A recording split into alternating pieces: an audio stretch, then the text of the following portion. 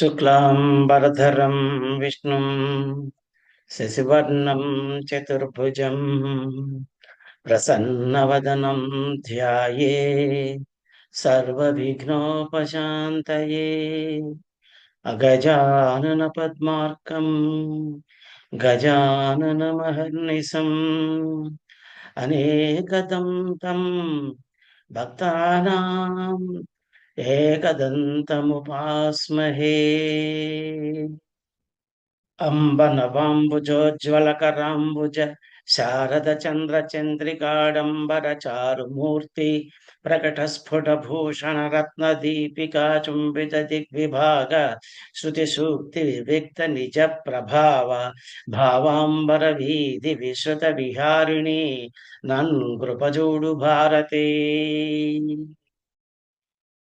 కస్తూరీ తిలకం లలాటఫలకే వక్షస్థలే కౌస్తుభం నాసాగ్రే నవమౌక్తికం కరతలే వేణుం కరే కంకణం సర్వాంగే హరిచందనం చ కలయం కంఠే చ ముక్తావళీ గోపస్త్రీ పరివేష్టితో విజయతే గోపాల చూడామణి.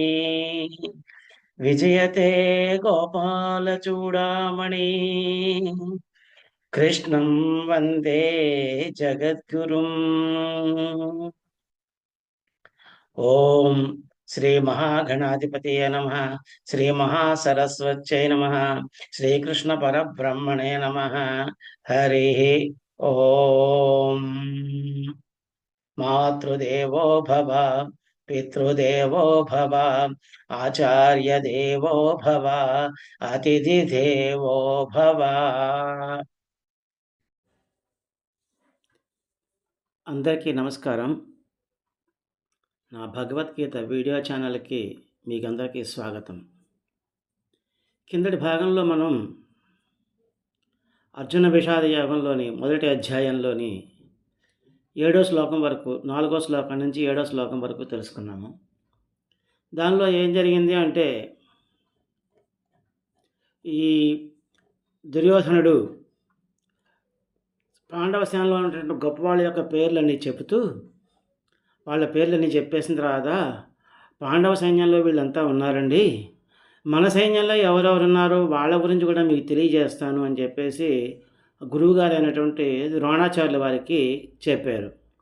అయితే ఇప్పుడు ఆ ద్రోణాచార్యుల వారికి ఏ ఏ పేర్లు చెప్పారు, ఎవరెవరి గురించి చెప్పారు అన్నది ఈ భాగంలో మనం తెలుసుకుందాం. శ్రీమద్భగవద్గీత అథ ప్రథమోऽధ్యాయః అర్జున విషాదయోగః. తర్వాత శ్లోకమైనటువంటి 8వ శ్లోకాన్ని ఇప్పుడు చూద్దాం. భవాన్ భీష్మశ్చ కర్ణశ్చ కృపశ్చ సమితింజయః అశ్వత్థామా వికర్ణశ్చ సౌమదత్తిస్తథైవ చ. శ్లోకం మళ్ళీ ఇంకోసారి చూద్దాం. భవాన్ భీష్మశ్చ కర్ణశ్చ కృపశ్చ సమితింజయః అశ్వత్థామా వికర్ణశ్చ సౌమదత్తిస్తథైవ చ. ఈ శ్లోకం యొక్క పద విభాగాన్ని ఇప్పుడు చూద్దాం. భవాన్ భీష్మః చ భీష్మశ్చ, కర్ణః చ కర్ణశ్చ, కృపః చ కృపశ్చ, సమితింజయః అశ్వత్థామా చ. తథైవ చలో చివర ఉన్నటువంటి చాని ఇక్కడ తీసుకున్నారు. అశ్వత్థామా చ, వికర్ణః చ వికర్ణశ్చ, సౌమదత్తి తథా ఏవ. ఇది పదవిభాగం. ఈ పదవిభాగంలో ఉన్నటువంటి పదాలకి ఇప్పుడు మనం అర్థాలు తెలుసుకుందాం.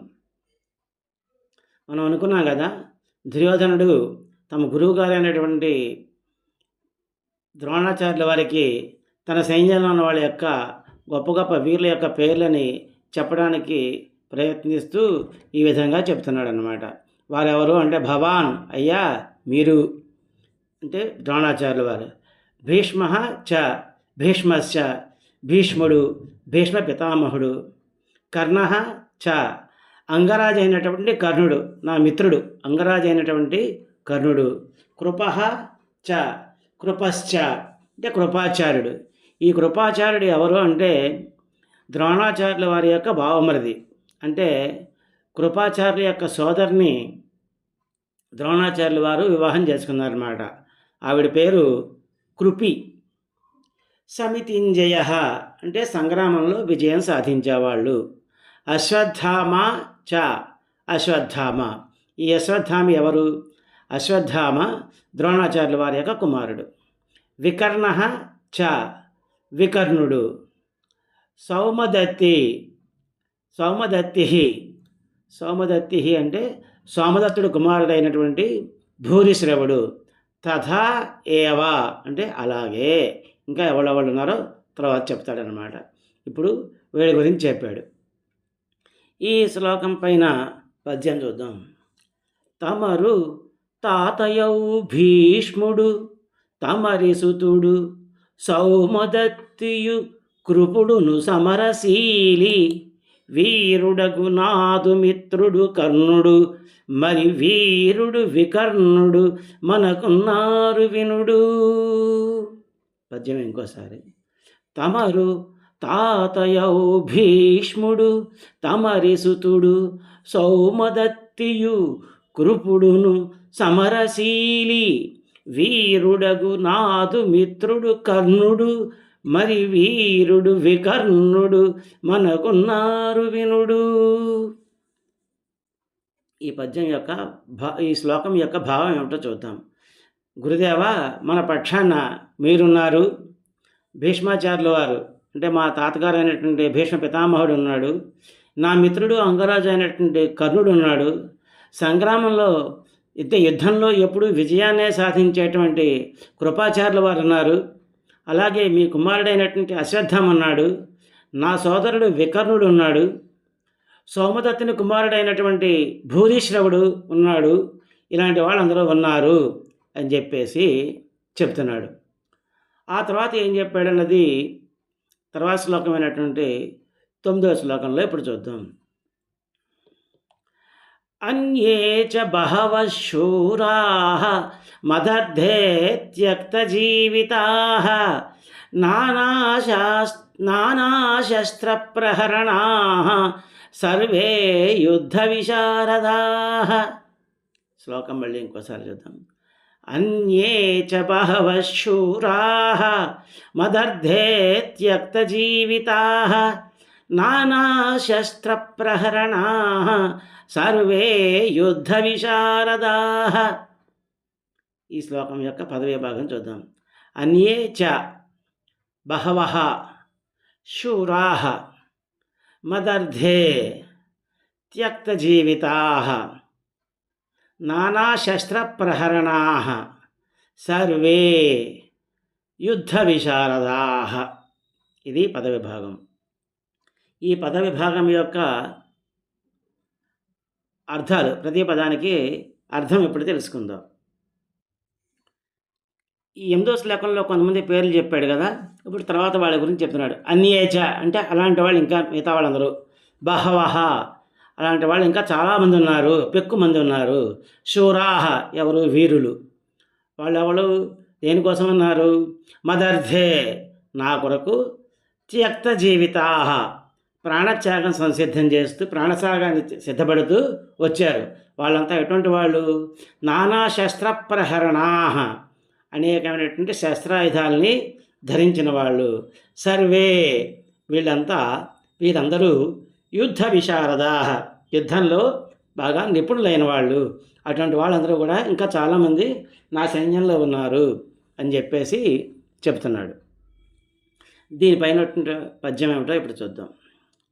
నా కొరకు ప్రాణమీయను నడచివచ్చు వీరు మరియును ఎందరో వీరులైన సకల శస్త్రాయుధ ప్రయోగశాలులైన వారు అనిలోన దూకను వచ్చినారు.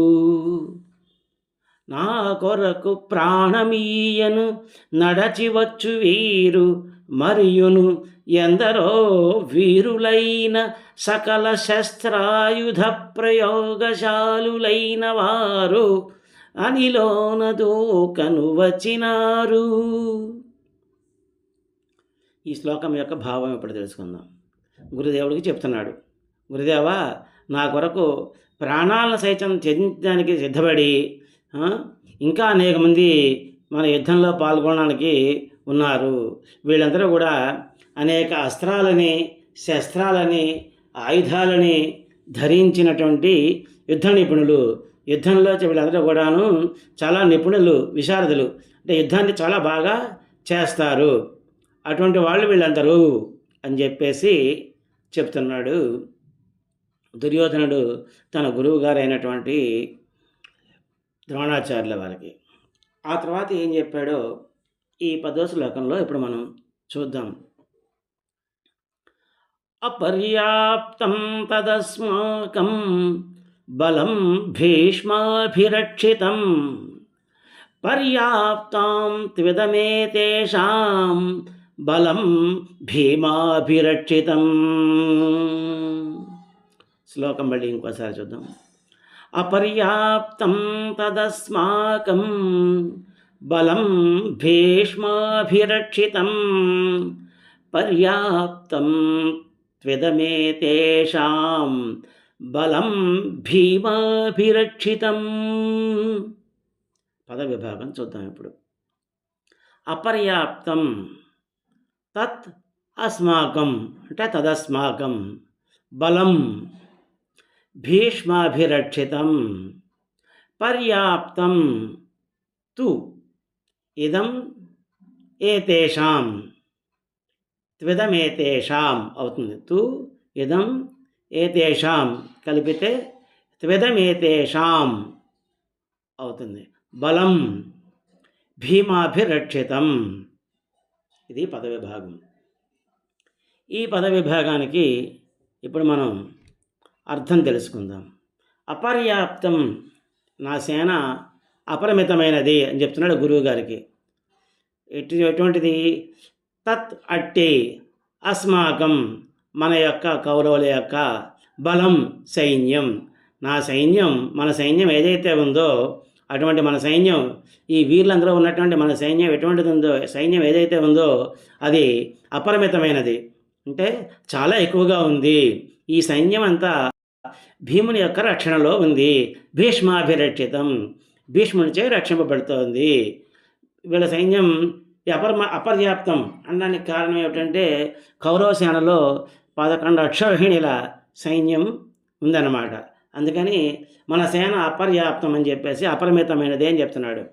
తర్వాత పర్యాప్తం అంటే పరిమితమైనది, తు కానీ ఇదం ఈ సేన, ఏతేషాం అంటే వీరి యొక్క అంటే పాండవుల యొక్క బలం సైన్యము, భీమాభిరక్షితం భీమునితే రక్షింపబడుతోంది అని చెప్పేసి చెప్తున్నాడు.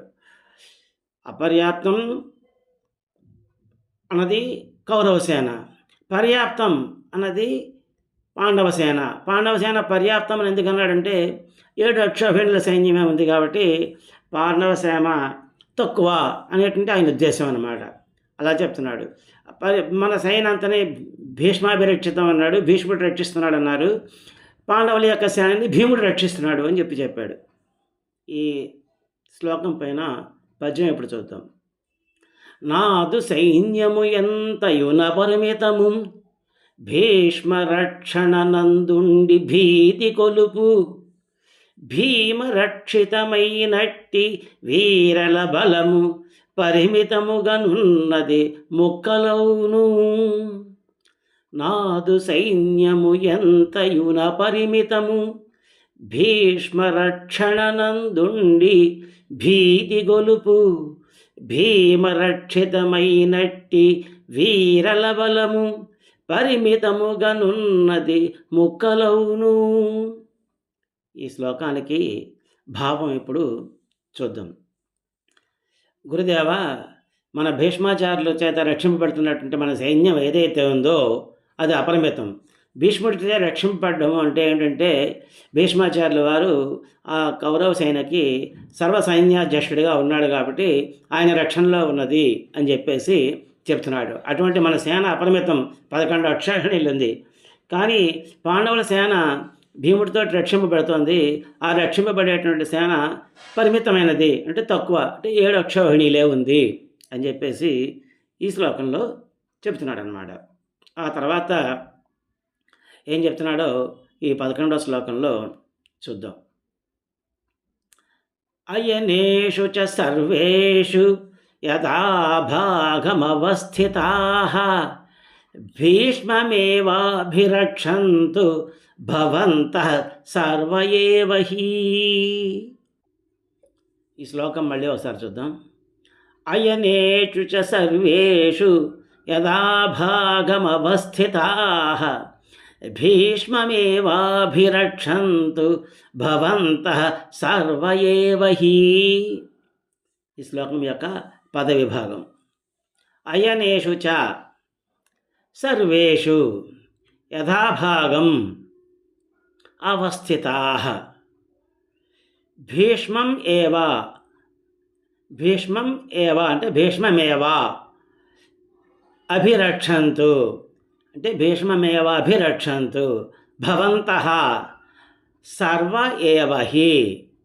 ఇది పద విభాగం. ఈ పద విభాగానికి ఇప్పుడు అర్థాలు తెలుసుకుందాం. అయనేషు చ అంటే వ్యూహద్వారాలు. మనం కిందటి భాగాల్లో తెలుసుకున్నాం. సైన్యం యుద్ధం చేసేటప్పుడు కొన్ని వ్యూహాలు రచించుకుని ఆ వ్యూహాల ప్రకారం వాళ్ళు యుద్ధం చేస్తూ ఉంటారు. సైన్యంలో ఇరు సైన్యం కూడాను వారికి తగినటువంటి వ్యూహాల్ని, ఆ సందర్భానికి తగినటువంటి వ్యూహాలు రచించుకుని చేస్తారు అని చెప్పేసి ఆ వ్యూహాలు చక్ర వ్యూహం అని, పద్మ వ్యూహం అని, నాగ వ్యూహం అని, గరుడ వ్యూహం అని ఇలా రకరకాలు ఉంటాయి అని చెప్పేసి తెలుసుకున్నాం కదా.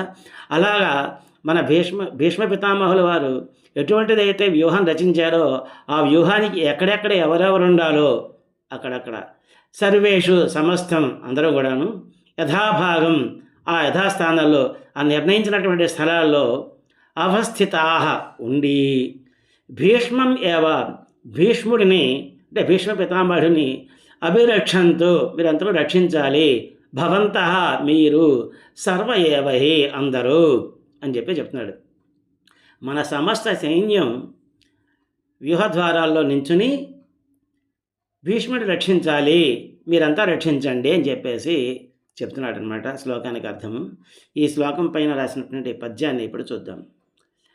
తమకు వ్యూహాన చెందిన తావులందు నిర్ణయించిన విధముగా నిలచియుండి అందరును భీమరక్షణయందు భద్రముగను నుండకోరెద జయము కలుగగను.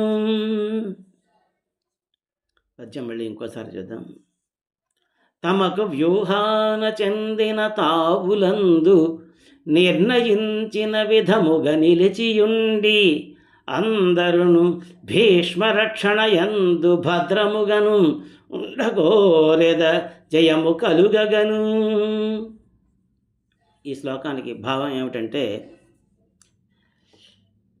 గురుదేవా మీరందరూ కూడాను మన సైన్య సమూహాల యొక్క వ్యూహద్వారాలలో యథాస్థానంలో నించుని ఉండి యథాస్థానంలో ఉండి భీష్ముడిని రక్షించండి అని చెప్పేసి చెప్తున్నాడు.